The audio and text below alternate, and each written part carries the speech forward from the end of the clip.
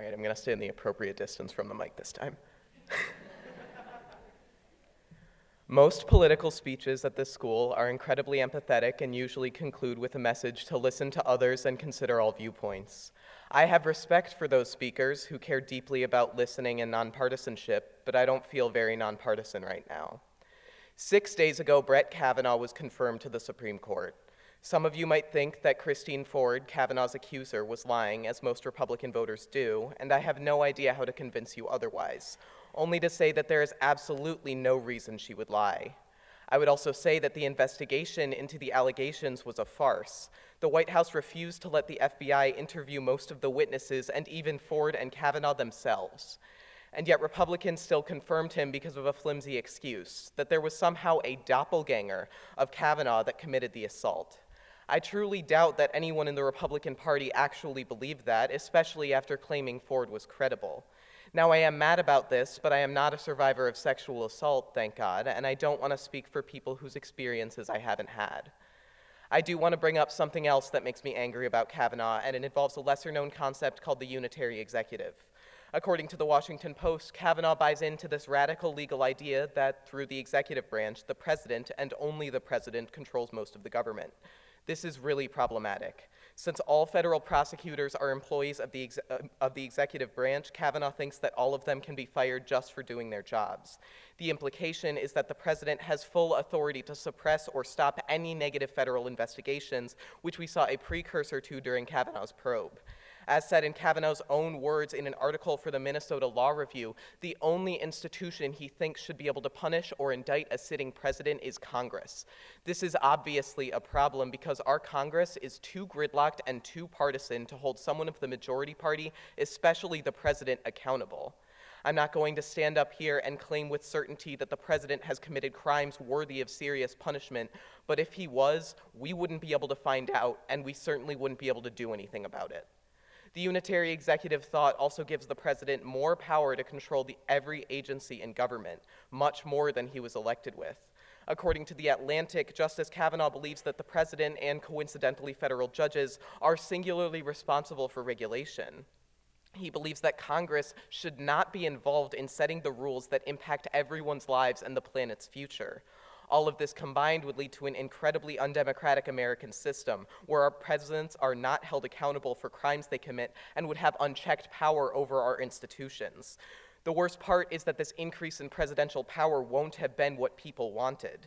According to Newsweek, only 1 out of the 5 conservative justices on the court have been appointed by someone who won the popular vote to get into office, and that one just happens to be another justice credibly accused of sexual misconduct.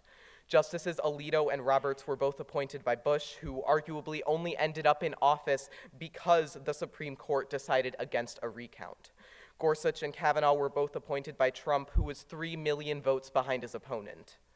And that's most ironic, because we're supposed to model democracy for the rest of the world, despite slipping into something far from it. The confirmation of Justice Kavanaugh was not a sudden development, and neither is the decline of our democracy. Our elections and our leaders have become less representative of the population as a whole, and those same leaders seem to only fight for more power. And I can't bring myself to say that both parties are equally responsible, for one party is far more undemocratic than the other.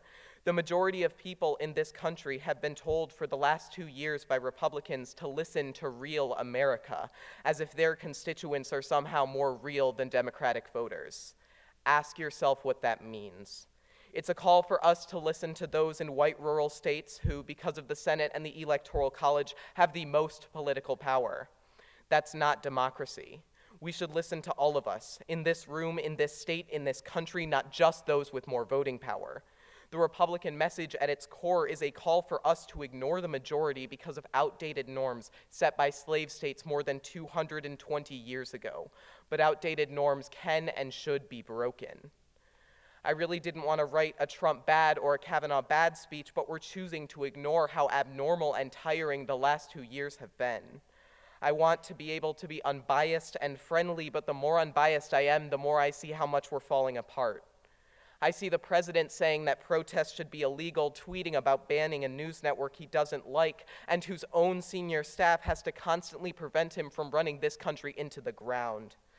I see Trump's willful ignorance of national security concerns because of his involvement with Russia.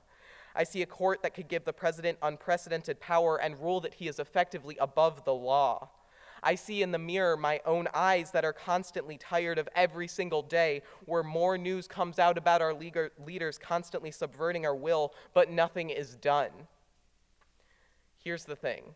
I used to be and could have been a Republican. I believe in free markets, in free trade, and in the rights of the individual. The division that has consumed this country could probably cause any politician to ignore the rule of law and our fundamental rights. If we weren't in this situation, we could very well have had an undemocratic and corrupt Democrat as president, but we don't, so we need to face that. You probably think I'm too unimportant to make any impact on the decline of democracy, and you'd be right. But I have these 7 minutes, and I want to make my voice heard. And what is protest if not a collection of unimportant people making their voice heard in whatever way possible? What is democracy if not a collection of unimportant people choosing who has the privilege of leading them? In order to restore the voice of the people in our politics, we have to try, to vote, to protest, to pay attention.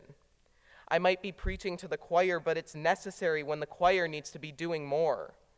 If Kavanaugh's legal thought is enforced, we will have to work to elect people that will break the gridlock of Congress and check the president.